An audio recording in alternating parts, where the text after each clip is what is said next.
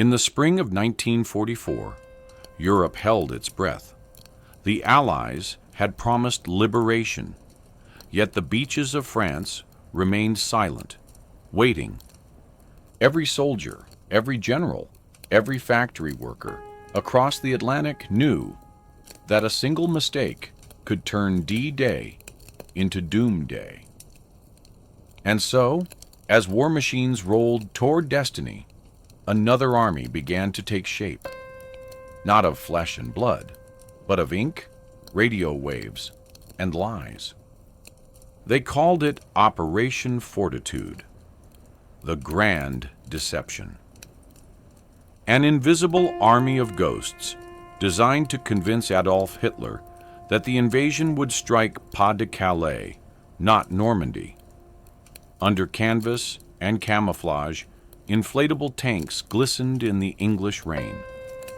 Fake radio operators chattered into static. And above them all, a single man, General George S. Patton, played his greatest role, the general of a phantom army. This is not a story of bullets or blood, but of imagination. A war fought in whispers, reflections, and shadows. Because before the Allies could storm the beaches, they first had to invade Hitler's mind. By early 1944, the world's largest invasion force was gathering in southern England. Across airfields, ports, and training camps, 2.5 million men waited for a single word: go. Yet even as tanks lined up on the docks and ships filled the harbors, the real battle was already being fought inside Hitler's mind. For years, German intelligence had watched the British coast through a lens of paranoia. They knew an invasion was coming. They just didn't know where. Normandy seemed possible, but Calais, the narrowest point between England and France, looked certain. That was exactly the illusion the Allies needed. So in smoky London offices, filled with cigarette haze and coded maps, the deception began. The British created an entire fictional army, the first U.S. Army Group, or FUSAG. It existed only on paper, in photographs, and in the imagination of the German High Command. But it was real enough to fool the world's most powerful dictator. The key to the lie was detail. Every soldier, every vehicle, every radio transmission had to exist in some way. Thousands of intelligence officers, engineers, and artists became the architects of a grand illusion. At the top stood Operation Fortitude, divided into two halves. Fortitude North, which would hint at an invasion of Norway, and Fortitude South, the masterpiece, suggesting that Patton's massive army would strike Pas-de-Calais. To the Germans, George S. Patton was more than a general. He was a symbol of aggression, arrogance, and unstoppable force. He was exactly the man Hitler feared most. And so, the Allies made him the star of their play. While the real invasion force hid quietly along England's southern coast, Patton was placed in Kent, commanding an army that didn't exist. Inflatable Sherman tanks glistened in the morning dew. Wooden airplanes stood ready at fake airfields. Dummy landing craft floated on the Thames, their shadows convincing enough to fool Luftwaffe reconnaissance planes. From above, it looked like an unstoppable force. Hundreds of thousands of men, thousands of vehicles. But up close, it was theater. Rubber, plywood, paint, and sound. Behind the illusion, the British intelligence agency, MI5, orchestrated the flow of information. They controlled every German spy in Britain, turning them into double agents under the legendary double-cross system. Each one fed Berlin carefully crafted lies, troop movements, supply routes, radio chatter, all pointing toward Calais.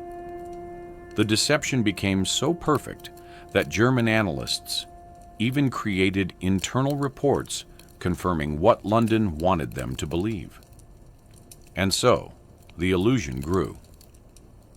By late May 1944, the Germans had convinced themselves that the Allied invasion would strike Calais directly. Every intercepted message, every reconnaissance photo, every whisper aligned. Even Hitler's personal intelligence chief, Walter Schellenberg, declared, "The enemy's entire strategy is built around Calais. It worked, not because of arrogance, but because the lie was logical." Calais was the shortest crossing.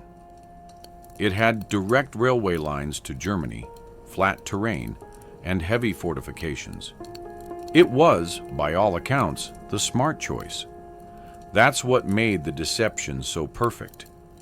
It told Hitler exactly what he wanted to hear. Meanwhile, the real invasion army, the one destined for Normandy, waited silently in ports across Devon and Dorset. Their orders were sealed.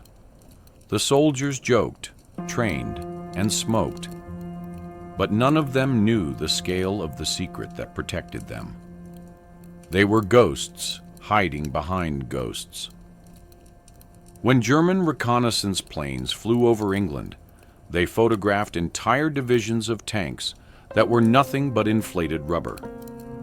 They saw soldiers marching in perfect formations, actors, mannequins, and stand-ins rehearsing for the biggest performance in military history. Even the radio traffic was fake. Special operators transmitted thousands of messages each day between imaginary units, creating the chatter of an army that didn't exist. It was deception as art. It wasn't chaos or luck.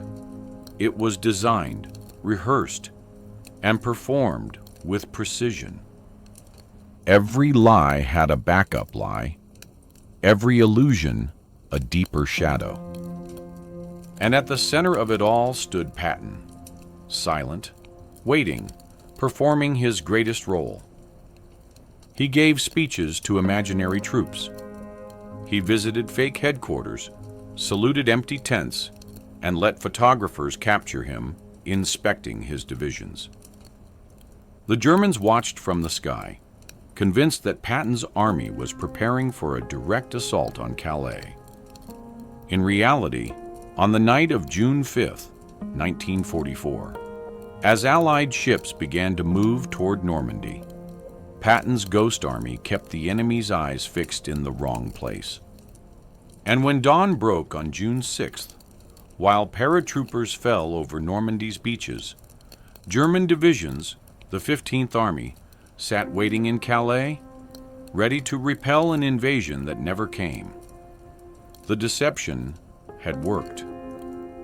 Hitler refused to believe Normandy was the main attack. He was so convinced by Fortitude that he held back his elite Panzer divisions for weeks, waiting for Patton's phantom army to arrive. Those precious weeks changed the course of history. When the truth finally reached Berlin, it was already too late. The Allies had broken through. The ghosts had done their job. They built an army of air and silence, and it defeated a dictator's certainty. They were artists, engineers, magicians, and dreamers.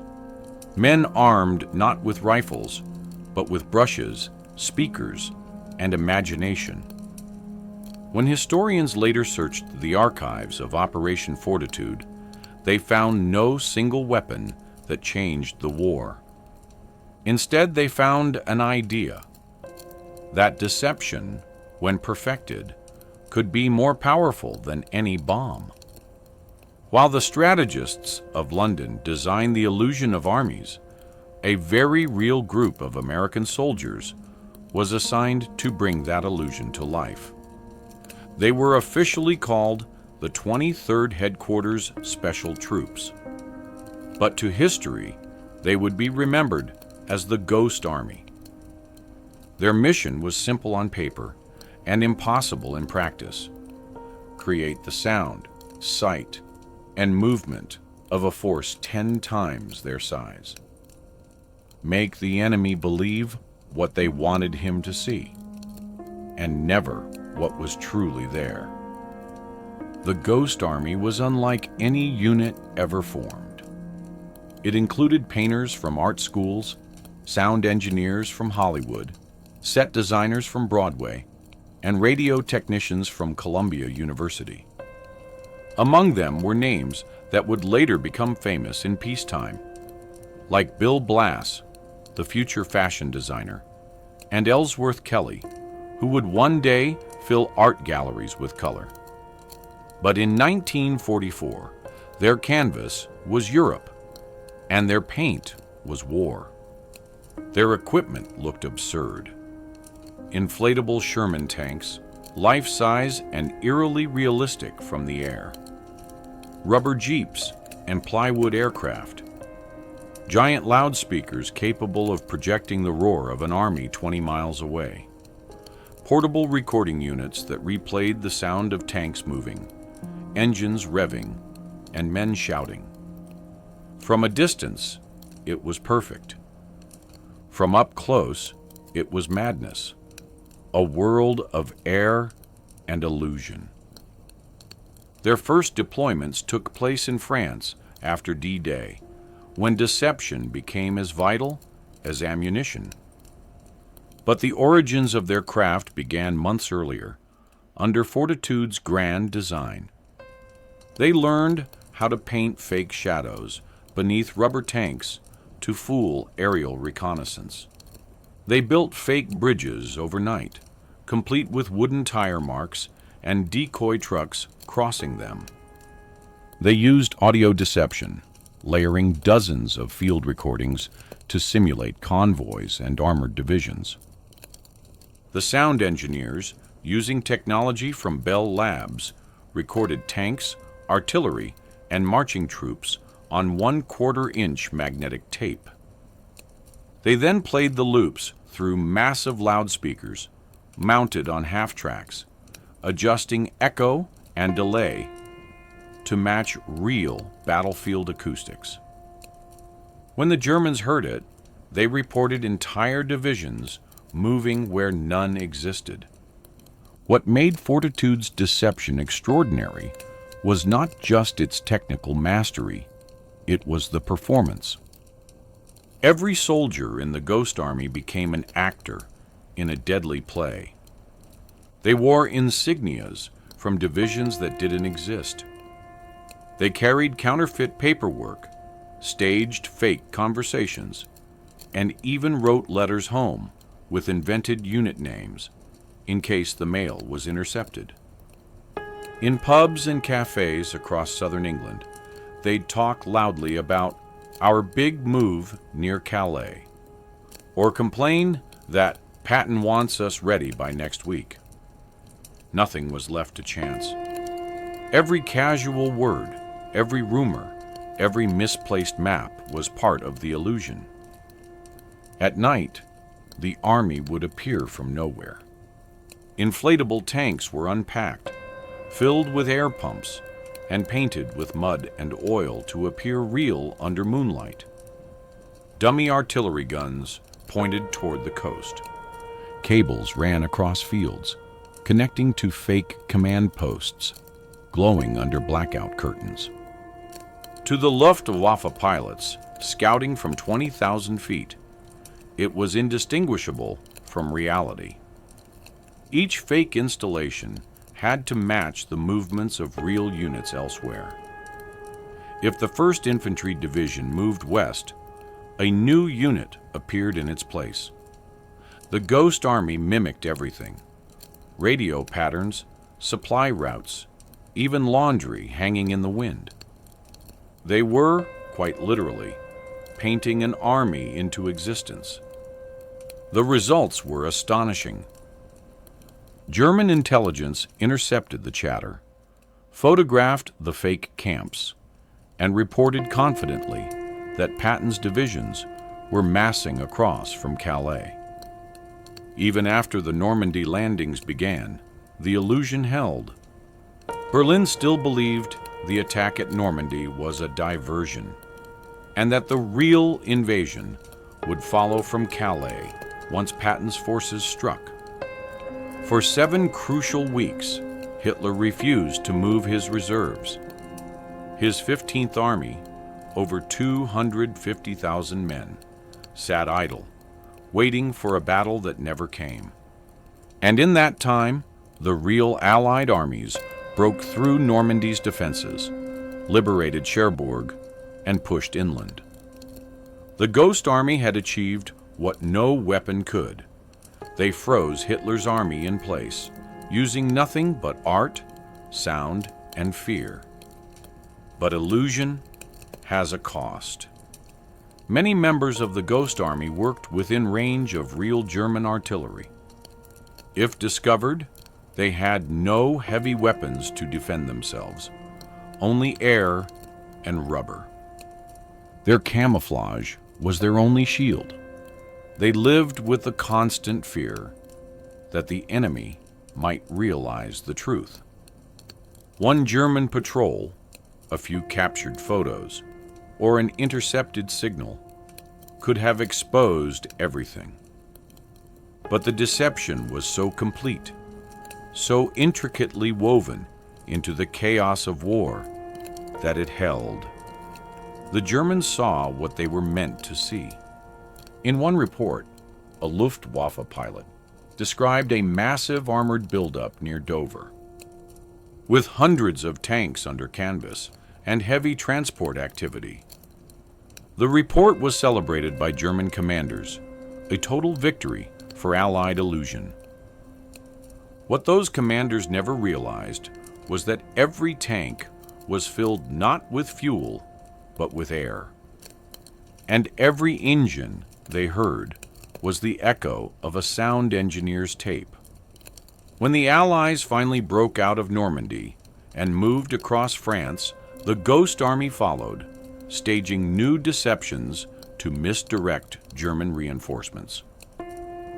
At the Rhine River in 1945, they performed their final act, creating the illusion of an entire armored corps crossing at one point, while the real assault happened miles away.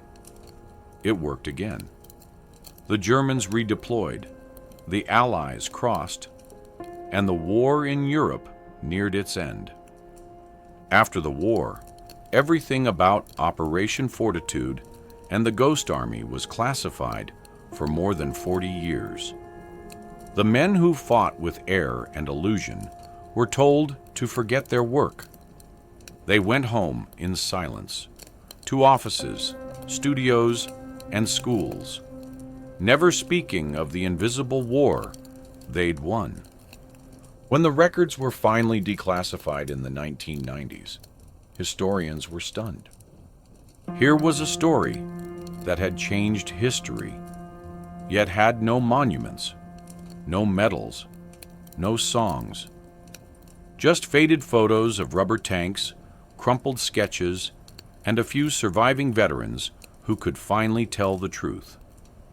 One of them, Sergeant Arthur Shillstone, later said, "We were artists trying to save lives. Every fake tank we built, every sound we made, that was one less real soldier who had to die." They had turned deception into mercy. And mercy, in the middle of war, was the rarest illusion of all. Dawn broke over the English Channel on June 6, 1944, a morning so gray and still that even the sea seemed to hold its breath. The greatest armada in human history was already in motion. 5,000 ships, 156,000 soldiers, and a storm of aircraft above them. Operation Overlord, the long-awaited D-Day, had begun. But even as Allied troops approached the beaches of Normandy, the success of the invasion depended on something far away from the gunfire, a lie that still had to hold. The German High Command, still staring at their maps in Berlin, believed that the invasion was a decoy. They were waiting for the real attack at Pas-de-Calais. The deception had worked beyond the Allies' hopes. All spring, Operation Fortitude had painted a picture so convincing that even when reality arrived, Hitler refused to see it. On the morning of June 6th, when word reached his headquarters that Allied troops were landing in Normandy, he dismissed it outright. "It's a diversion," he said. "The main assault will come at Calais." To him, it was the only logical answer. His generals agreed. After all, everything they had seen supported that belief. The radio chatter, the reconnaissance photos, the troop movements, all false, all fortitude. And so, as the first Allied troops stormed the beaches under a wall of machine gun fire, Germany's strongest army, the 15th, waited silently near Calais, 200 miles away. In those early hours, when every minute counted, that hesitation saved thousands of Allied lives. Inside Hitler's Wolf's Lair, reports flooded in. The beaches were under attack. Paratroopers had landed inland. Radar stations were reporting hundreds of Allied planes overhead. Still, the Führer remained convinced. At 10 a.m., he went to sleep, confident that the real invasion would begin once the Normandy feint ended. No one dared to contradict him. Even Field Marshal Rundstedt and General Rommel, who had warned about Normandy months earlier, were ignored. They requested permission to move the Panzer divisions, Germany's armored spearhead, toward the beaches. The order never came. It was Fortitude's greatest victory, the power to paralyze an empire with doubt. By the time Hitler realized his mistake, it was too late. By June 7th, the Allies had landed over 150,000 men and secured a fragile foothold in France. But still, Berlin clung to the illusion. Their intelligence services, relying on intercepted double-agent messages, insisted that the Normandy assault was only a prelude. The real invasion, they claimed, would strike Calais within 2 weeks. And so the 15th Army remained in place, fully armed, fully supplied, waiting for a ghost. Part of what made Fortitude so effective was its leading man, General George S. Patton. By 1944, his reputation was legendary. He was bold, volatile, theatrical, exactly the type of commander Hitler respected and feared. When Patton's name appeared in intercepted communications connected to the 1st U.S. Army Group, the deception gained absolute credibility. The Germans monitored radio traffic that spoke of Patton's upcoming offensive, intercepted fake letters discussing fuel and supply depots in Kent, and saw aerial photographs of what seemed like thousands of tanks under tarpaulins.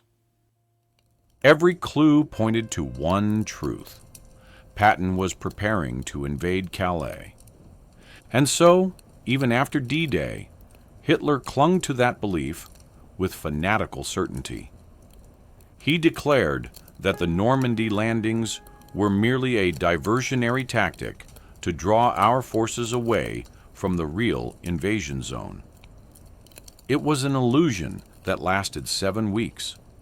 Only in late July 1944, when the Allies had already broken through the hedgerows of Normandy and captured Cherbourg, did the German High Command begin to realize that no second invasion was coming. By then, the damage was irreversible. The 15th Army, which could have thrown the Allies back into the sea in early June, had never moved. Hitler's obsession with Calais had cost him France. While the strategists in London celebrated the deception's success, the men on the ground paid the price for every minute it bought. On the beaches of Normandy, chaos ruled, bodies, smoke, sand, and fire merging into a single storm. Soldiers who had no idea that a phantom army was protecting them from afar fought for every inch of ground. To them, there was no fortitude, no Calais illusion, only survival. In later years, Allied commanders would admit that without fortitude, the invasion might have failed within 48 hours.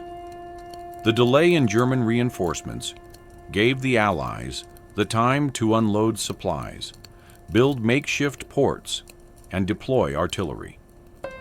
Every ghost tank, every fake radio message, every inflatable aircraft had helped make that possible.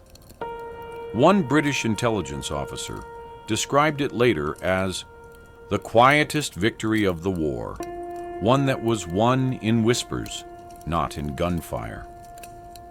As summer deepened, reality finally broke through the illusion. The German army, retreating through France, found abandoned fields in Kent, the supposed launch site of the Calais invasion. There were no tanks, no artillery, no signs of life. Just tire tracks leading nowhere, and the faint outlines of rubber tanks deflated by time. But even then, many officers refused to believe they'd been deceived. They blamed spies, betrayal, or divine trickery, anything but the truth. That their greatest failure came not from weakness, but from faith in a perfect lie. When Hitler finally accepted that Normandy had been the true invasion, he raged in disbelief. He accused his generals of cowardice, his intelligence services of incompetence, and the gods themselves of mocking him. But the truth was simple. He had been defeated by an army that never existed. By August 1944, Paris was liberated. The Allied front pushed relentlessly toward Germany. And the men who had designed the deception, the architects of fortitude, quietly faded into history. They had waged war with pens and cameras, with static and shadows, and though their work saved untold lives, it would remain hidden under the label top secret for nearly half a century. Even decades later, when veterans of the real invasion told their stories, few knew that their success had depended on artists, actors, and dreamers pretending to be soldiers. When Operation Fortitude's files were finally declassified in 1975, historians realized its true magnitude. Without it, D-Day might have failed.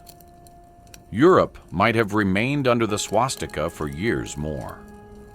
And the war might have taken a darker turn. A deception born from imagination had reshaped the world. When the last surviving members of the Ghost Army were interviewed, they didn't speak of glory or genius, only gratitude. They knew their craft was fragile, built on faith and secrecy. But they also knew it had worked. Their art had become armor. Their illusion had become salvation. And when asked how they felt about fighting a war without firing a shot, one replied simply, "We fought with silence, and silence won." On the beaches of Normandy, thousands fought to break Hitler's walls.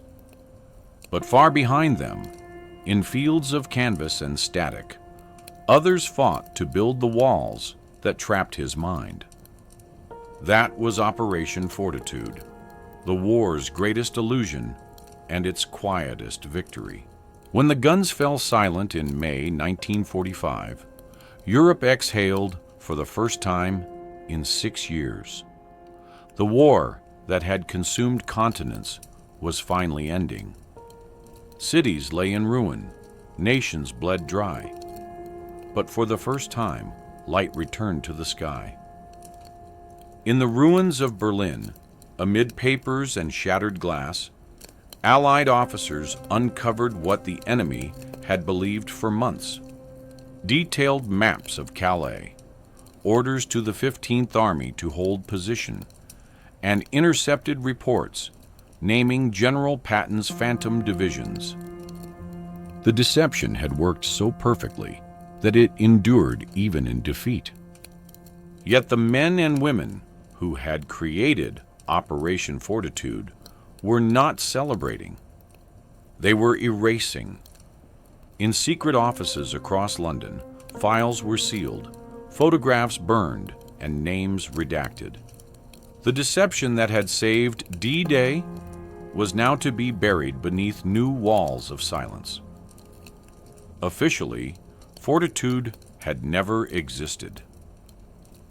The illusion that had fooled Hitler would now fool history itself. For those who had served in the deception units, the radio men, the map forgers, the sound engineers, the war ended with an order. Forget what you did. They packed up their brushes, their reels of magnetic tape, their rubber tanks, and fake insignias.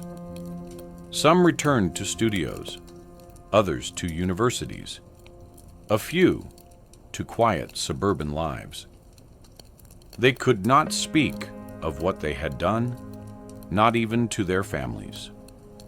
Letters home simply said, "Worked with communications," or "logistics." None could reveal that they had built an entire imaginary world and won a war with it. The silence was heavy, but it felt right. They had lived in secrecy so long that truth now seemed almost intrusive. Across the Atlantic, General Patton never publicly acknowledged his role in Fortitude.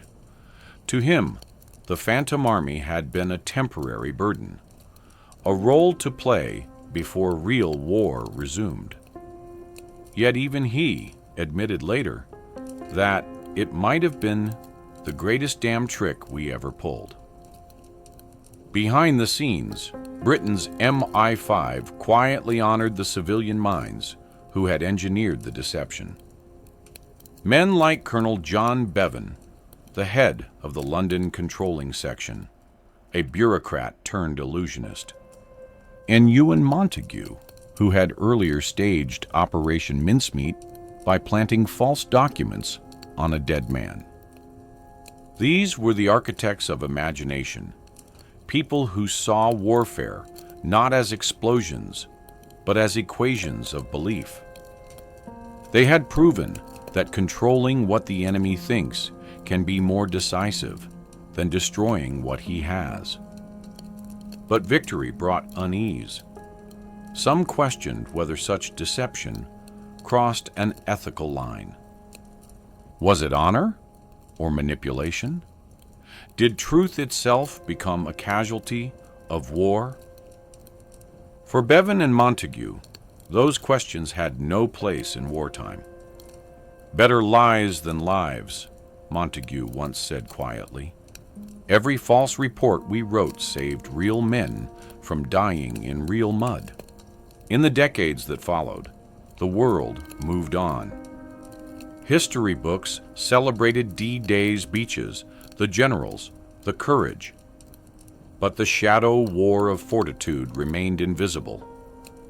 Even among veterans, few believed the stories. An army made of rubber? They'd laugh. A general commanding ghosts? Only in 1975, When the British government finally declassified the files, did the truth emerge, like light, through old film. Newspapers printed photographs of inflatable tanks, maps marked notional divisions, and pages of intercepted radio scripts. Historians were stunned. The deception had not been a side note. It had been the shield that allowed D-Day to happen at all. By then, most of its creators were gone. Their victory had lived and died in silence. A few of the Ghost Army veterans turned their wartime skills into art. Bill Blass built his fashion empire with the same sense of proportion he'd used painting camouflage. Ellsworth Kelly filled museums with shapes and shadows, reminiscent of the patterns once used to fool German pilots. Their creativity had survived the battlefield. The illusion had become legacy. In 1996, at a small reunion in New Jersey, a handful of surviving members met for the first time in 50 years. They brought faded photos, men standing beside rubber tanks, grinning like schoolboys. They laughed about how terrified they'd been, how every hiss of an air pump had sounded like enemy artillery. When asked if they felt proud, one of them paused and said, "Proud, yes, but mostly relieved. We fooled the devil, and no one died for it. Some wars end in thunder, others end in silence." Fortitude ended with a whisper that still echoes through history. History is written in victories, but it survives in questions. And Operation Fortitude left many. When the files were finally unsealed, historians debated endlessly. Was it pure genius or moral sleight of hand?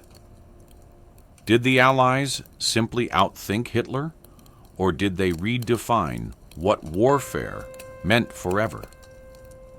Before Fortitude, deception had always been a tool, a mask worn briefly before battle. After Fortitude, it became a doctrine. Every major military power studied it.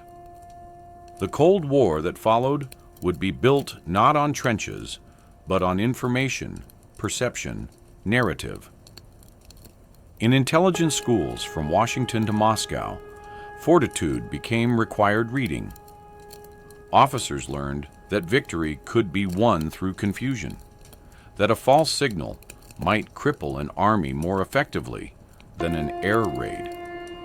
What began as painted tanks and fake radio chatter in 1944 would evolve into satellites, propaganda, and cyber shadows decades later. Fortitude had changed not only the war, it had changed the idea of truth. Yet behind the strategy lay human weight. The men of the Ghost Army had lived double lives, carrying false identities so long that some struggled afterward to find themselves again. One veteran described the years after the war as living in an echo chamber of lies. "You start to wonder," he said, "if the truth still belongs to you." For intelligence officers, deception was both weapon and addiction. After the victory, they found it difficult to stop lying. MI5 psychologists later noted that some operatives suffered from post-truth fatigue, the exhaustion of constantly creating worlds that weren't real. War had blurred reality, and Fortitude was the masterpiece that proved reality could be rewritten. It took half a century for the world to honor the Ghost Army. In 2013, the U.S. Congress formally recognized the 23rd Headquarters Special Troops for their extraordinary heroism and creative courage. Surviving veterans, now in their 90s, stood proudly beside replicas of the same inflatable tanks they had once deployed in fear. When one of them was asked what it felt like to be called a hero, he smiled and said, "It's funny. All we ever did was lie. But maybe we lied the right way." That sentence captured the heart of Fortitude, the moral paradox of a beautiful lie told to end a terrible truth. Today, Fortitude's DNA runs through every screen, every feed, every headline. The battlefields of the 21st century are digital, fought with data instead of divisions. Deepfakes, misinformation, psychological operations all trace their lineage back to that summer of 1944, when imagination became artillery. The same questions remain. If truth can be manufactured, who controls it? If perception wins wars, does anyone ever truly know who has won? The lesson of Fortitude is both inspiring and haunting. Knowledge without ethics is as dangerous as ignorance with power. Visit the fields of Kent today, and the land looks ordinary. Quiet farms, hedgerows, and meadows where cows graze over the ghosts of tents and tarps. But dig into the archives, and you can still find fragments. Metal hooks, once used to anchor rubber tanks. Radio logs filled with coded nonsense. Photographs marked confidential. In Normandy, tourists stand on beaches lined with memorials, unaware that hundreds of miles away, empty fields once held an army of air. And somewhere in that silence, the echo still lingers. The sound of a war won not by strength, but by imagination. Operation Fortitude was never about deceit for deceit's sake. It was about faith. Faith that intelligence and creativity could save lives when bullets could not. It was proof that wars are not only fought on land, sea, or sky, but in the fragile space between what people believe and what is true. Those who created Fortitude did not see themselves as heroes. They saw themselves as artists performing for an audience of one, Adolf Hitler. And they played their roles so perfectly that the curtain fell on tyranny itself. When the last surviving members of the Ghost Army passed away, their funerals were small, quiet, attended by family who had never known the full story. No medals, no parades, only the quiet understanding that somewhere, in the balance between truth and illusion, they had saved the world. And perhaps that is how they would have wanted it. Because deception, when born of mercy, leaves no monument, only an echo. Operation Fortitude began as a trick. It ended as a revelation. That sometimes the greatest act of courage is to make your enemy believe in something that was never there.